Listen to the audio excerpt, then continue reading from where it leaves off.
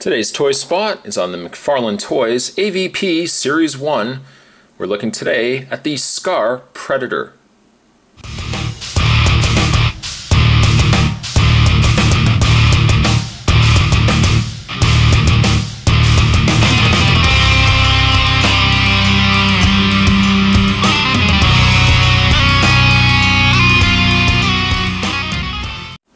Whoever wins, we lose.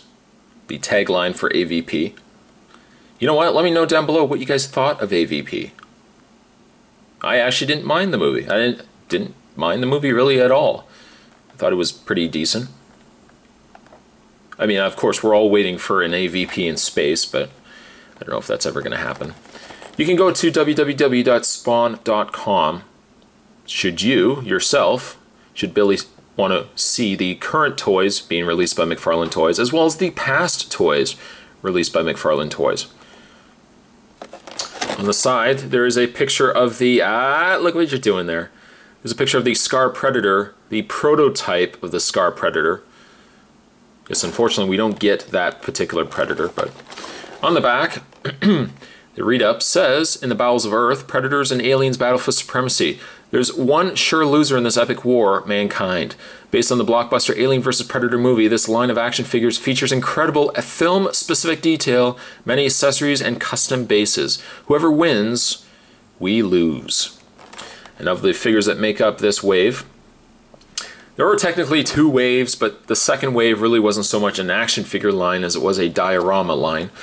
But the Wave 1 features a Grid Alien, a Battle Alien, Elder Predator, Scar Predator, and Celtic Predator. And I don't think we have ever received an unmasked Predator. If anybody really knows, let me know down below. But as far as I know, that has only been a prototype picture. Ultimately, what we ended up getting, as you can see here, is just a helmeted version of Scar Predator. And for anybody who's saying, well, Spot, you can take the helmet off. No, you can't take the helmet off, Rudiger. You can't, I'm sorry. But that would be packaging. What I'm going to do is I'm going to take a bit of a break. Now don't worry, before anybody starts putting the comments down below before they finish watching the video, oh my god, Spot's going to open up something that's very expensive. Don't worry, I've got an extra one that's loose. So what we're going to do is we're going to have a look at the loose one. And so there is certainly more to come, guys. Stay tuned. Don't go anywhere. No. Stay tuned. And as with every other Predator that makes up this line, the Scar Predator is no different. He is full of accessories. We'll go through those individually. For one thing, he comes with a display stand. As you can see, there are multiple holes in the display stand, so if you have the pegs, these figures all came with pegs. You can peg the feet of the figure into the display stand. Might kind of help with the Predators especially, because with everything that's going on these guys, they kind of get a little heavy. So you can put them on the display stand here. It also does come with a spear. This would be the retractable spear that he had in the movie. Unfortunately though, geez, Spot, you're full of bad news. Yeah, unfortunately, this particular spear has broken, as you can see there. I mean, really, who can blame it? Who can blame it? I mean, it's a very small piece of plastic, very fragile. It doesn't really take much at all, and actually these are what looks to be separate pieces. It's not one molded piece of plastic. But yeah, didn't take very much, and this got broken right off. I don't lose a lot of sleep over it because, well, again, I'm not going to really have them holding it. They are awfully small handles and really large hands anyways, but there's that. Having a look at the Scar Predator, unlike the Celtic Predator, I've actually got the cannon. I've also got the plasma shoulder cannon mounted on his back. This one's fine, so, you know. While unfortunately there was a bit gloom and doom with the actual spear, at least we made up for it with the shoulder cannon. The shoulder cannon, as you can see, is on a single neck piece. Then there is a joint here, and then as well the gun itself is on a joint too. Doesn't look too bad like that, but then when you fully extend it, whoops, if you fully extend it, this one piece keeps wanting to come out. Let's get back into place there. Come on, there we go. If you get it too high, it kind of looks a little too much. So if anything, I might just be inclined to kind of lower the neck a bit and just kind of have the cannon such as that. The Scar Predator, unlike the other Predators, actually has a control console on his wrist that actually can open up. And in the console, you can actually see that I think you can see, let me zoom in. Don't worry, I'll bring you there. Maybe you can't see. There's very fine red text in there of the actual alien countdown marks. So it looks like the self-destruct actually has already been activated. So I better wrap this review up pretty quick. I don't know how much time I've actually got. Very similar as well to the Celtic Predator. He's got a holster on his leg that you can pull out. If it didn't have all these extra blades going on, you can actually pull out a small Predator dagger. Like so. Put that back in. Speaking of blades everywhere, yes, unfortunately, once again, the Scar Predator has been augmented with these very large wrist blades.